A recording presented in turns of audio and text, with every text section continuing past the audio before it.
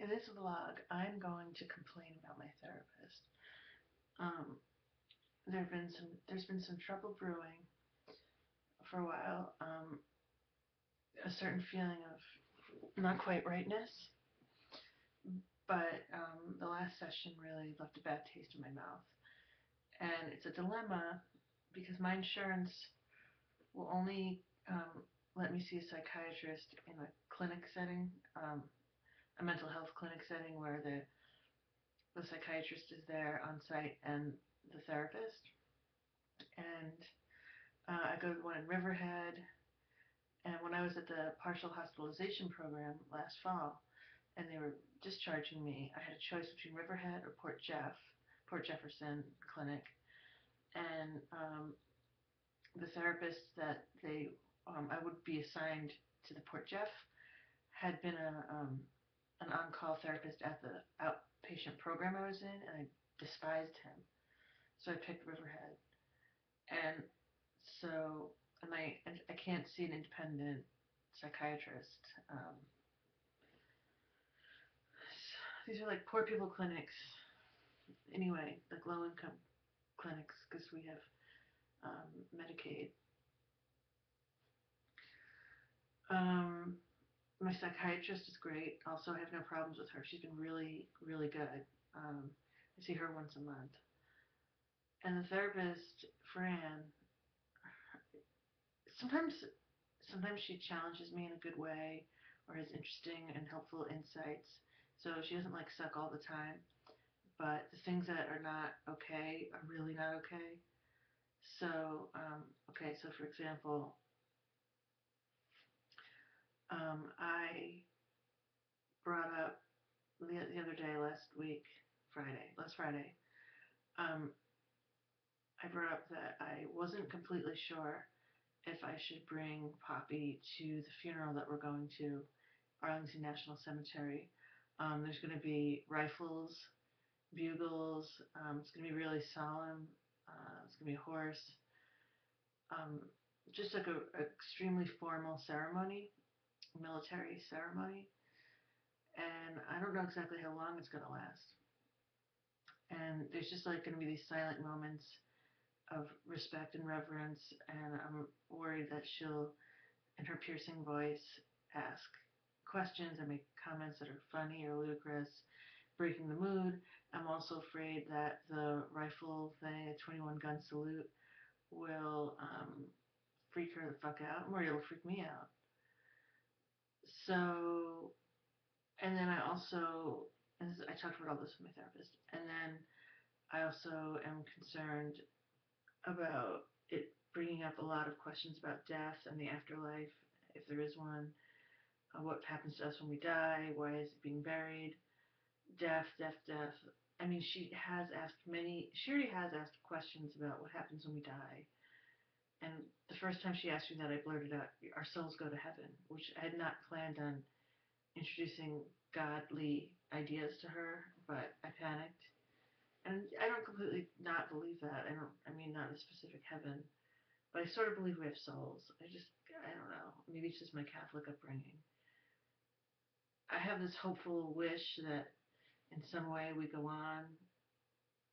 You know, what is it with physics? That matter cannot be created nor destroyed. So in some way, some essence of ourselves goes on after we die. But how the hell I barely know what I believe. So I really don't have a lot of info to give Poppy, because to me it's a giant mystery, and it's a scary mystery. It's not like I'm not at peace about it. It's something that worries me, makes me nervous. So I feel so unsettled about these matters. So going to a setting where it might encourage the life and death questions, it makes me feel edgy because I feel unsettled and I don't really know how to handle it. And so, so this is what I'm talking about with my therapist. And she blurts out, she's like, children need religion. It doesn't even matter what religion this. They need a structure to hang their lives on. Something that gives them hope in bad times, and comfort, and something to give life meaning. And what the fuck? That's fucked up, right? Like,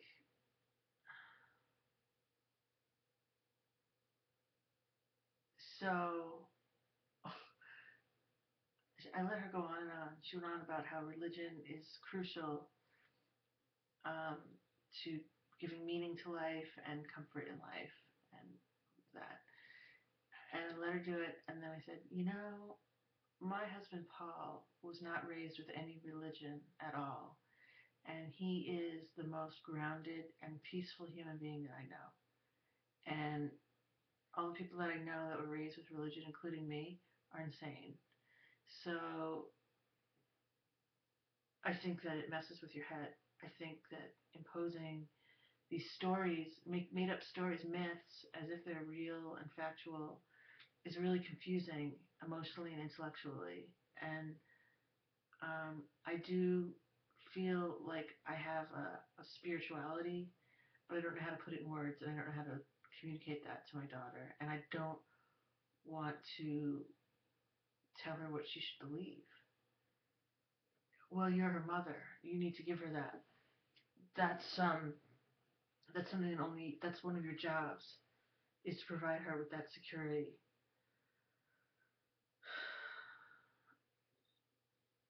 So that's pretty bad. Um,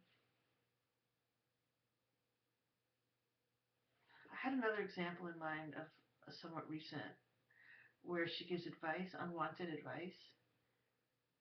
Oh God, what was it? Oh yes, I know. A couple of weeks ago, when I still had Cody, Poppy was out front, and I had to go change Cody's diaper. I might have vlogged about this. There's this chaos. The chickens had escaped. Cody had a poop diaper, and I needed Poppy to come inside. And my neighbor, who I'm so uncomfortable with, was like watching me in my flustered state.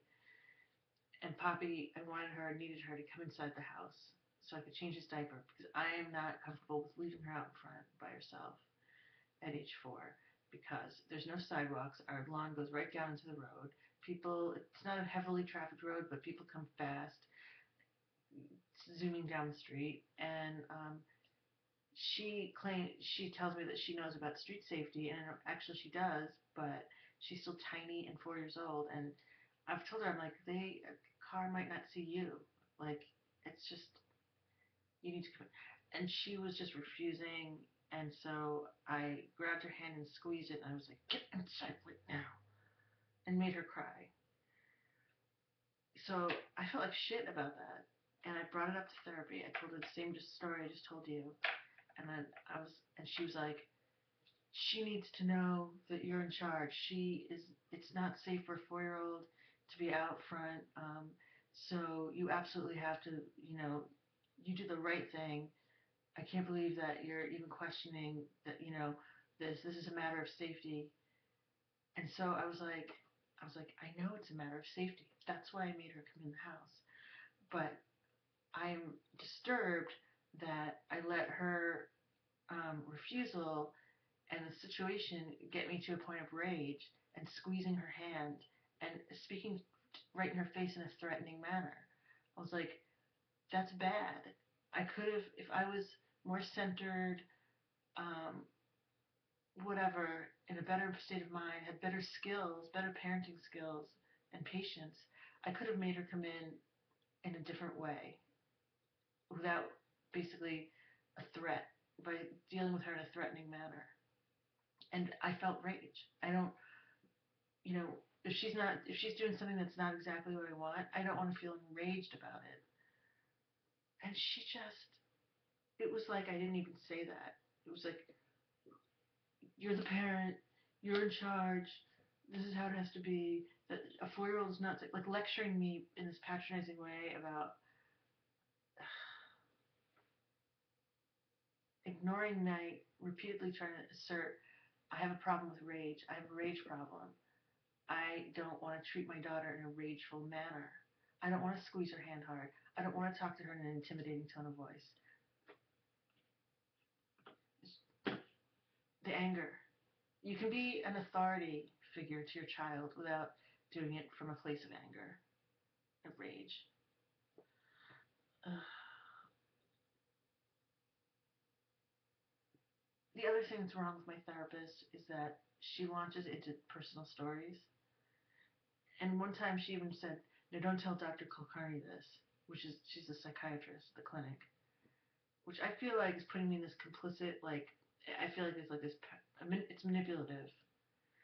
I'm gonna do something inappropriate, but don't you tell on me. Like we're just girls here chatting, or I don't know. And and sometimes she talks too much. Not she's not supposed to talk about herself at all, and sometimes it takes up chunks of my session, which I'm so burnt out on. This the last some of you may know the last therapist I had in Portland was awful with this. Would just treat me like I was her therapist practically. What is with these inappropriate therapists? I just got a text.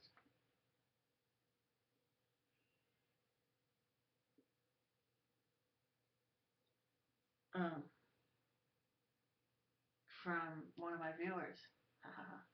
I'll have to answer that text when I get done with vlogging.